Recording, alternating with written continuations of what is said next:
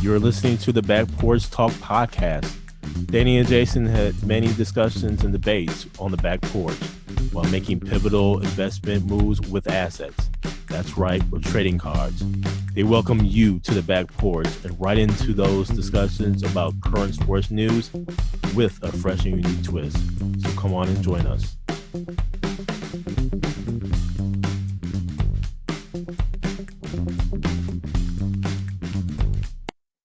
Welcome to the Back Porch Talk podcast. I'm your co-host, Jason. This is your co-host, Danny. And we have a fun-filled show for you today. We're actually going to talk about our thoughts on the Last Dance documentary, part 1 and part 2, that aired on Sunday, 9 o'clock Eastern Standard Time. And Danny, what are your initial thoughts on part 1 and part 2? First, I want to say it was well done, and I could not believe the access they were given to tape the documentary. And, you know, us growing up during that time and everything, and you're boxed out of those conversations, right? Mm-hmm. So you get the bird's eye view of all the politics, all the I don't even know what you want to call it. Just all the things that were going on in the locker room that you're not privy to, where I was just in shock in some of the stuff that was being said, honestly. You know, you picked up on some of it, right? Yeah, right. Like the Jerry Krause thing. Oh. You knew they didn't like him. We knew that on the, you know, on the edge there. We knew, we heard. Yep. But we just didn't know to what degree. Yes, that is exactly what I'm talking about. And it was like, what in the hell are you doing, Jerry Krause? Yep. You're winning championships. Yes. How you gonna just throw that away? But Jerry Reinsdorf had Jerry Krause's back. Let him do it. Let him do it. It was like, go ahead and do what you gotta do. Hey man, you about to get rid of a winning coach? Even if he went 82-0, he gone. What? Do you know how hard it is to win a championship? Sorry to interrupt, man. I just had that when you said Jerry Krause, I mean, that just kind of threw me just off the tracks, man. I mean, yes. So the Jerry Krause angle to this, and how Jordan and all of them would just make fun of him straight up in his face. And it was like there was no filter. Everyone knew what was up. None. And I was sitting there thinking as I'm watching it, what if that wasn't on the table where everyone was getting let go? Would they have done this whole documentary? Would they have been allowed to access?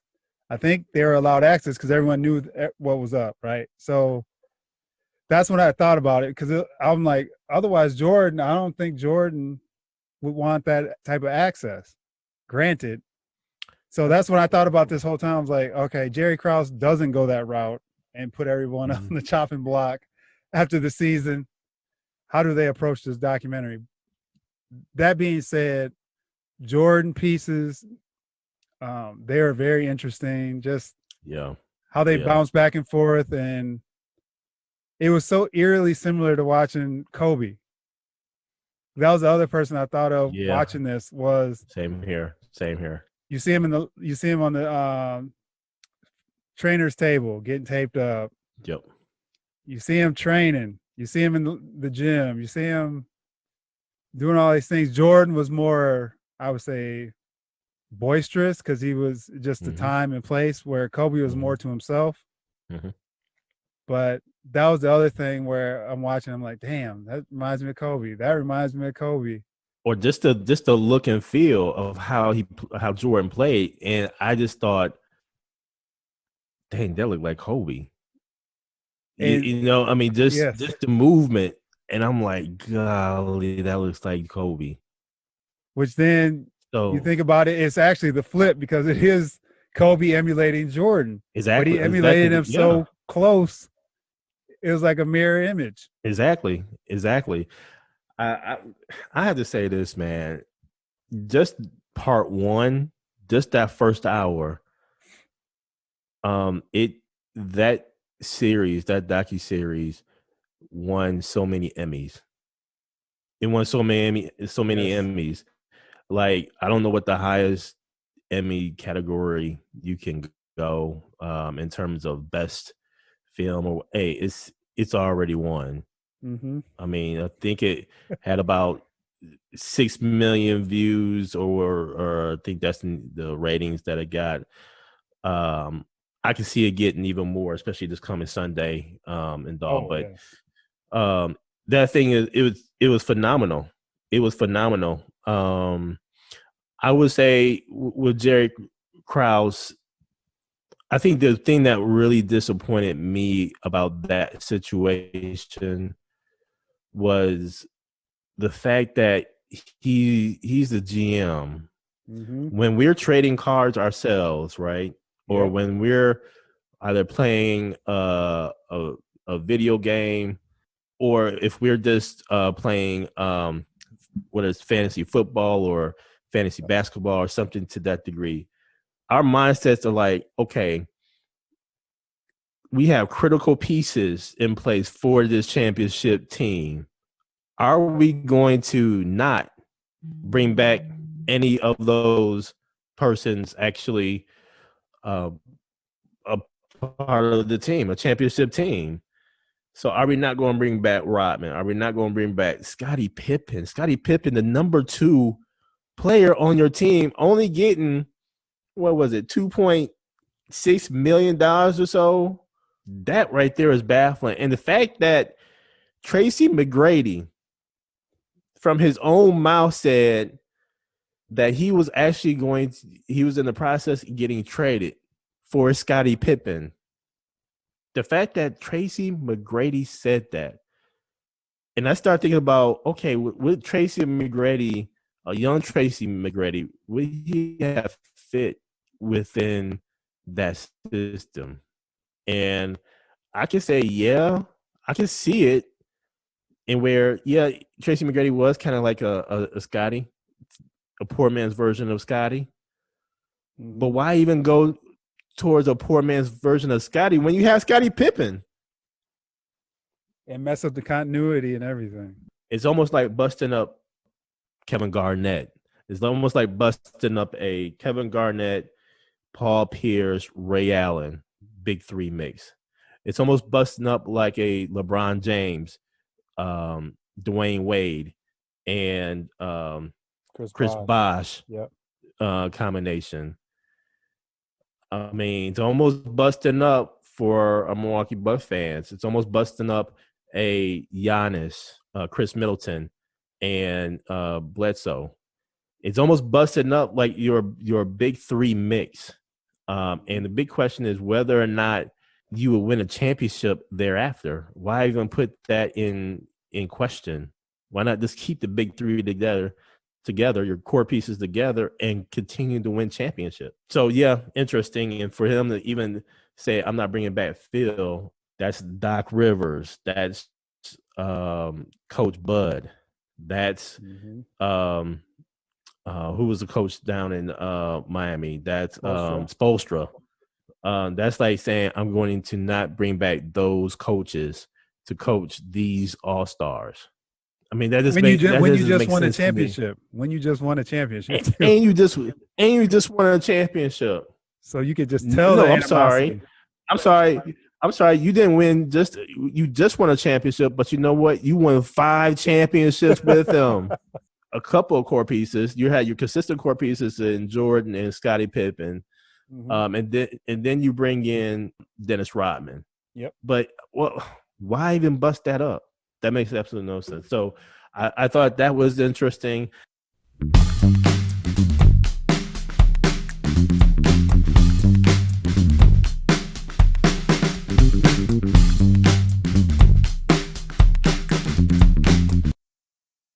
Here's the other thing I thought was interesting. The day before Jordan's 63-point game in Boston Gardens against the Boston Celtics. And what does he do? Jordan plays golf with Danny Ainge, loses to Danny Ainge. They get into the car and they drop Danny Ainge off. And Jordan said, "Hey, tell your boy, Dennis Johnson, hey, I'm basically coming for him."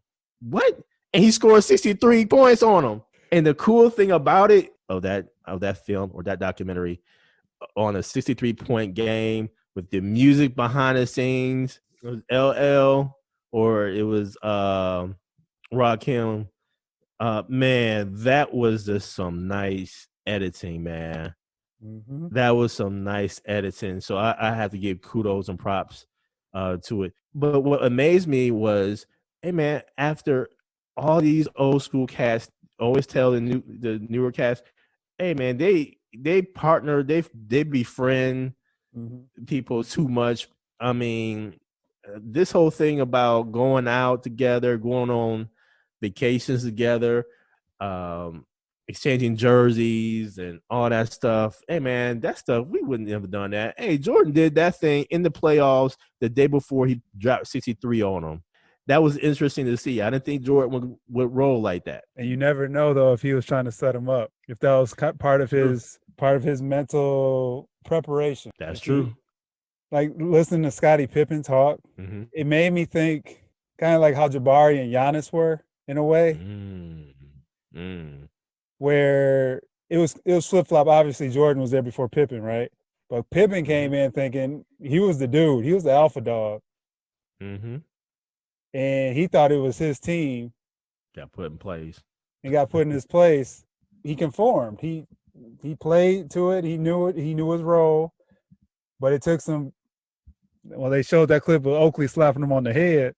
I'm like, man, these cats are no joke. But you couldn't mess with Oakley, though. Couldn't mess with Oakley. That's why Scotty was just laughing. You better laugh that off. Oakley's gonna get into, man, and you his rook too. Oh no, man. Yes. So that made me think. That's where when watching this. But then I was trying to think of different things to compare to today. And that was the thing I thought about with Jabari and Giannis, where Jabari was the guy, number 2 pick. He gets hurt, and Giannis more or less takes his place, and then now Jabari's bouncing around the league. That's interesting. That's a very interesting comparison, man. You know, to that point, when Giannis came into the league, Jabari was Jabari already hurt and he was working himself back. See, I wonder what would have happened if Jabari would have come back kind of full strength, if you will, and then Giannis comes in. What would have happened? Yeah. So that was just something I was thinking about. Yeah, that's interesting. No, that's an interesting comparison, man. Interesting comparison.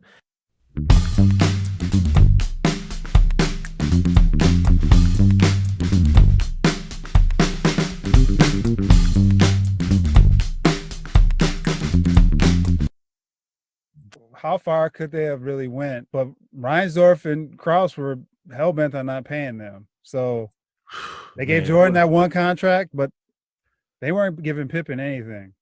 Well, let's think about it, though. Jordan had a fight for him getting paid. So that was when Jordan got paid, when they showed like the $33 million. Hey, he had a fight to get that. And let's think about this. Pippen actually got paid more than Jordan in his NBA playing career. Yes. Pippen actually got his money after he left the Bulls, when he went ahead and signed on with the Portland Trailblazers and then played with the Houston Rockets. Yes.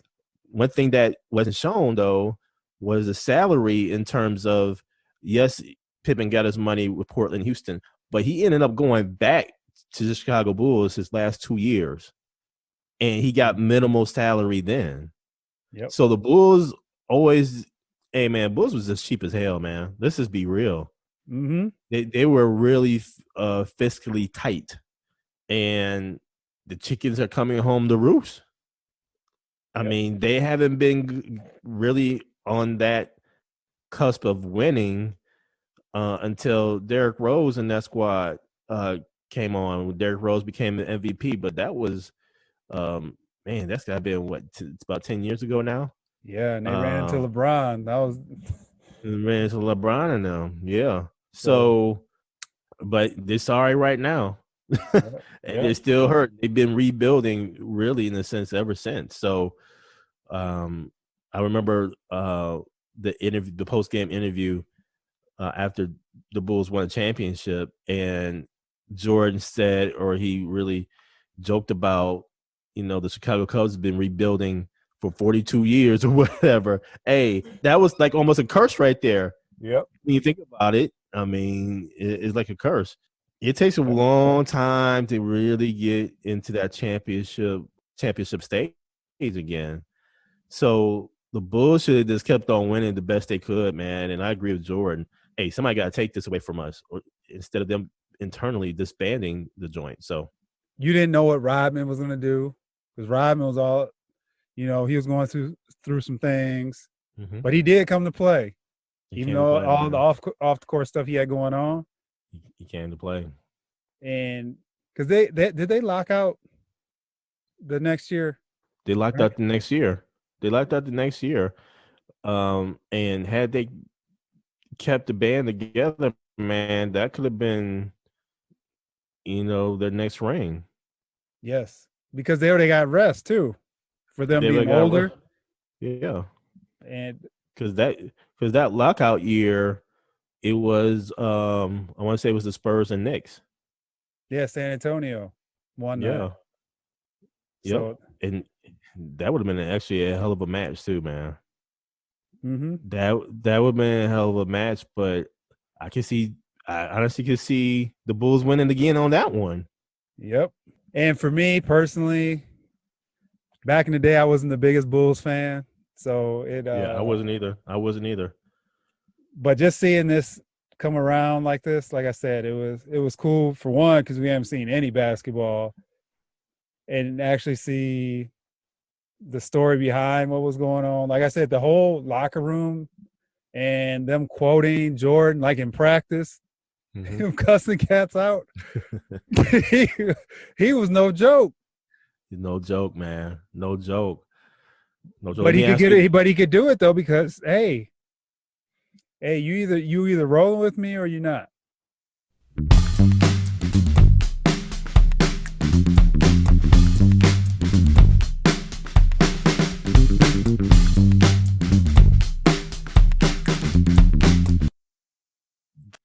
Let me ask you this: do you think the Bulls would have been able to beat the Houston Rockets with Hakeem Olajuwon, Kenny Smith, that crew? Clyde Drexler? Yes. I mean, I think they would, if they would have played out of them two. I think Houston may have got them one of those times. I think the Bulls may have would have got them that first time, possibly. But the way they were playing Houston as a team with Dream, and the way Dream was playing, and Ori and all those dudes hitting those threes and stuff, because they had some shooters, man. They had some shooters. They were pretty deep as a team. Some shooters. But look at Houston too. They got lucky. They got lucky in a lot of those series when they made the championship. Mad Max, yeah, they did. But I think it would have been a split, because Houston was deep enough to play with the Bulls. They had the grit to hang with Chicago. I'm thinking here in that they went 7 games against the Knicks. That was the infamous series, the Bronco chase. Yes. All that, right? But they went 7 games against the Knicks. The fact that the Bulls beat the Knicks on a consistent basis, man, that alone for me, but we're talking about matchups, in the different matchups and stuff. Yep. Houston had to learn how to win, if you will. Yep. But let's think about it. I mean, the Bulls did play Portland Trailblazers led by Clyde Drexler in their first, three-peat run. Yep. I think they would have been able to lock up Drexler and Dahl. I'm going to give that to the Bulls. I'm going to give it to the Bulls. Both you had series? Wing Houston played the Knicks the first time, and then they played who they played the second Orlando. time. Oh shoot! You know what? I might have to give it to the Bulls both times. I forgot about that. Houston did sweep Shaq-led Orlando. Yep. See, the two things to note there: Orlando and the Knicks. You had two big men, Shaq and Patrick. Yep. Ewing.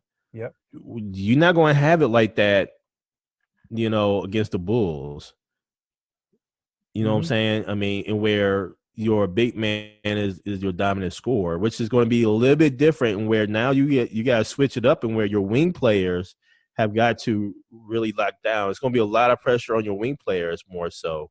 And you can let Hakeem get his, but you still had Dennis Rodman, who at the time he was locking down some big centers. Dream is cold. Don't get me wrong. Let Dream get his 30, 35. Okay.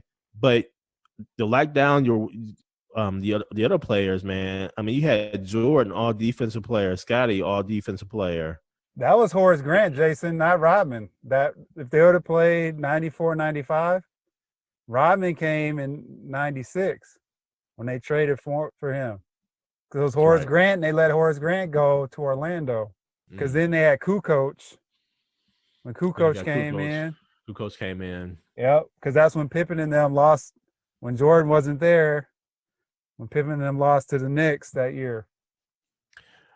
I'm still giving it to the Bulls. I'm gonna say Bulls on both. Because like I said, I would say let Hakeem get his 30, 35. Let him get his 30, 35, man. And I would just throw bodies at him at that point in time, tire him out. I think what would have happened is I think Chicago. I mean, they had the triangle and everything. I think the Bulls may have will probably run them a little bit more. You got the athletes, especially on the wings.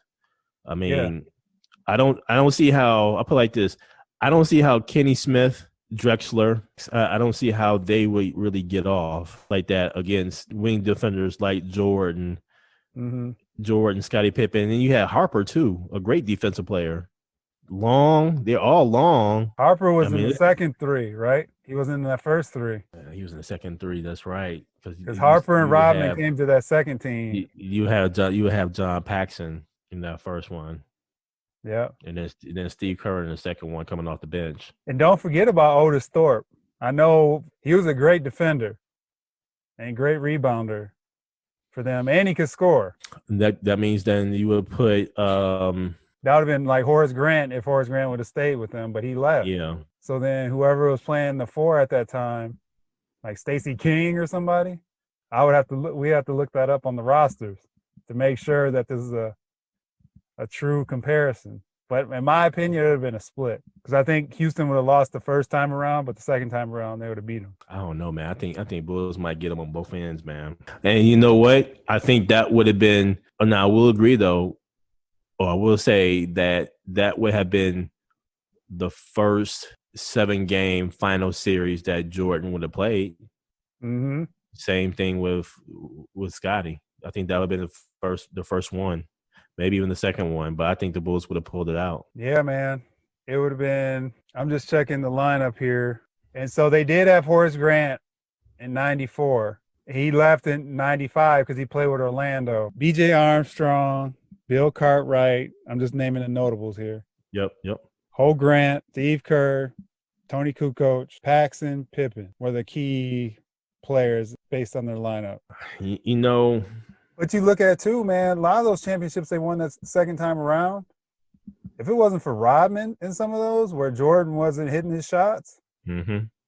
So, for example, what was that? Seattle, when they played Seattle that year. Mm-hmm. Rodman bailed them out of that series. You think so? Man, there were some games Jordan was like 7 for like 28. I don't know, man. Rodman was getting those boards, man. He was playing good defense on Kemp, and he was in there, man. He saved them in a lot of those games. I remember this because I used to argue with people about this because I was a Rodman fan. I wasn't a Bulls fan, but I liked Dennis Rodman, how he played and his hustle, and he laid it all out on the line. He was saving them in a lot of those games where they weren't hitting. He was out there just scrapping, getting boards. He was getting like 20-some boards. So you look at it that way when I think about it, because Utah, they got lucky against Utah. What? Yeah, man. Which time? Because they play them back to back. Yeah. Or when Jordan hit the shot and everything, we pushed off on Russell. That's last one. Yeah, that's last one. Yeah. So it wasn't like they had a walk in the park in all these championships either. No, they didn't have no walk in the park.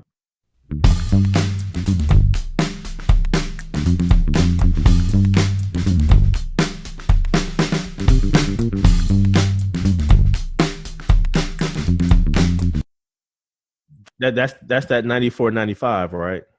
That 94-95 season, right? Those two seasons, Jordan's on those rosters.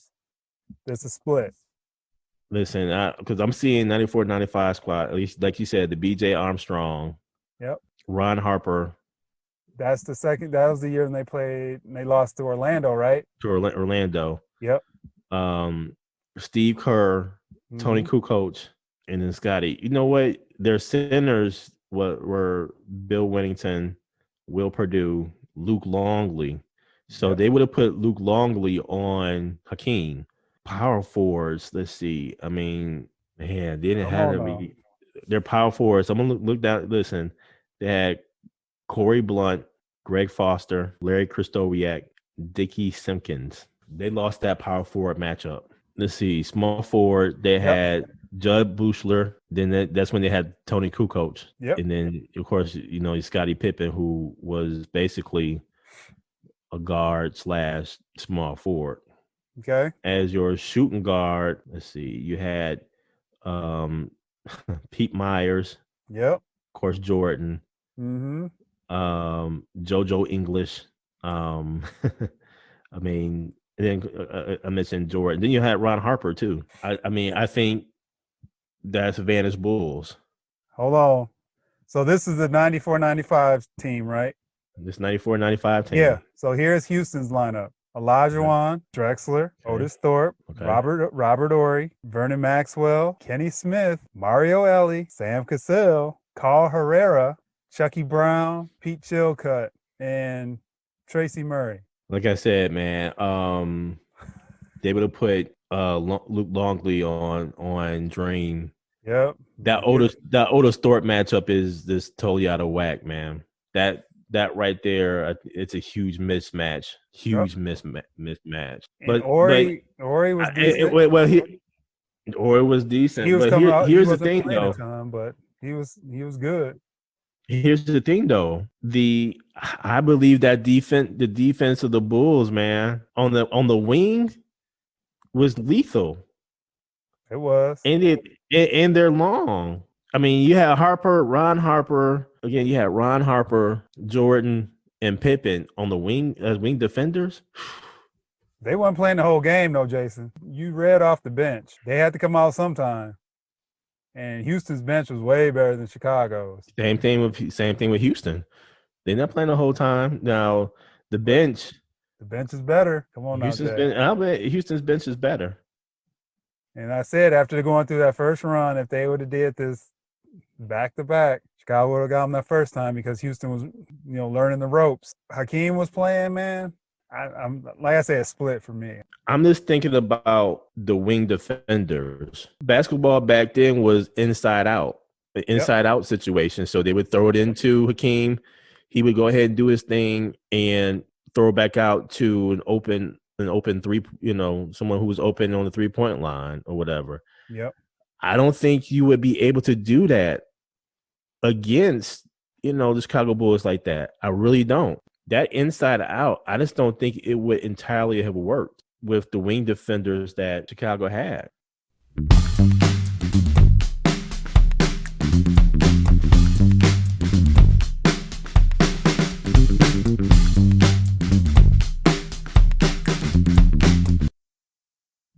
No, man, I'm giving this to the Bulls all day, man.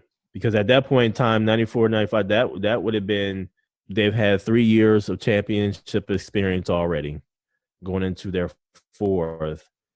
Let Dream get his 30 to 35. Clyde, yeah, he would have probably got his. At the same token, they know Clyde Drexler. They played against Clyde Drexler. Mm-hmm. Robert Ory probably would have gotten his. But at the same token, you know what I would have done? You know what? Let's put Scotty on Robert Ory. Mm-hmm. Jordan on Clyde Drexler. Lock him down. Yeah. Put and at that point in time, you could go ahead and put Ron Harper or Mario Ellie. Sam Cassell, I mean, bench player. He was Kenny Smith. Kenny Smith was a starter. Mm-hmm. So you could honestly have put Steve Kerr, I mean, whomever, a guard on. I mean, so I'm giving this to all day too. I'm giving this to Bulls, man. Oh, we'll agree to disagree, Jay. Yeah, we're gonna have to do that. But like I said, I'm just looking forward to the rest of the series. I could watch all 10 parts on Sunday. Feeling for it and everything. So could have definitely watched it. We'll just have to wait until Sunday. Sounds good, man. Thank you for joining us at Back Porch Talk Podcast. You can also join us on Twitter by tweeting us at @back_podcast. For more information, you can go to our website, which is backporchtalkpodcast.com. You can also email us at backporchtalkpodcast@gmail.com. Again, thank you for joining us, and remember that there's enough hate in the world, so go ahead and spread a little love.